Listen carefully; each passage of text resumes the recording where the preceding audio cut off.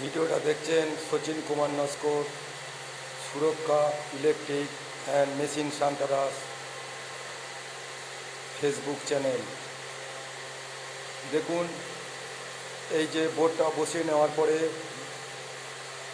দ্বিতীয় আমি একটা স্টেপ দেখাচ্ছি। এইভাবে পাইপটা ফিটিং করা হয় এবং দেখুন যে এটার একটু চওড়া এবং ডিপ করা আছে বেশি, কারণ পরবর্তী অপশানের যেটা কাজ করা হবে, যেমন পুট্টি কাজ করার সময় কোনো রকম সমস্যাও হবে না, যেহেতু এখানে সম্পূর্ণ ডেকোরেশন হবে, সেই কারণে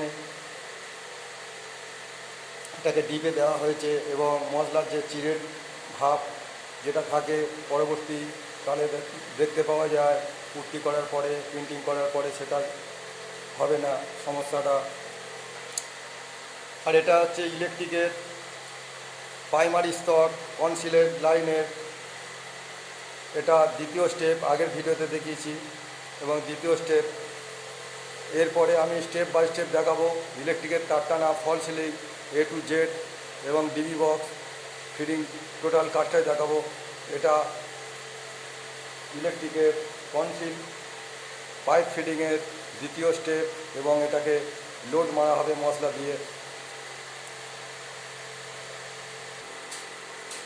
তারপরে এইরকম মশলা মেরে নিতে হবে।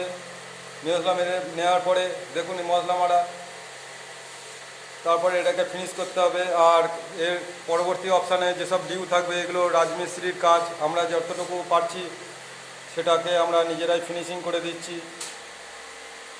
যেহেতু ডেকোরেশন কাজে আমাদের এরকম ফিনিশিং কিছু কিছু ক্ষেত্রে করতে লাগে। আর বাকি কাজটাই আমাদের পরবর্তী স্টেপ আসবে রাজমিস্ত্রি।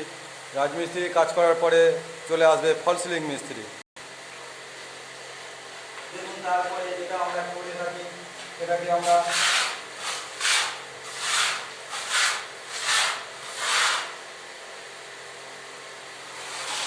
হয়ে গেছে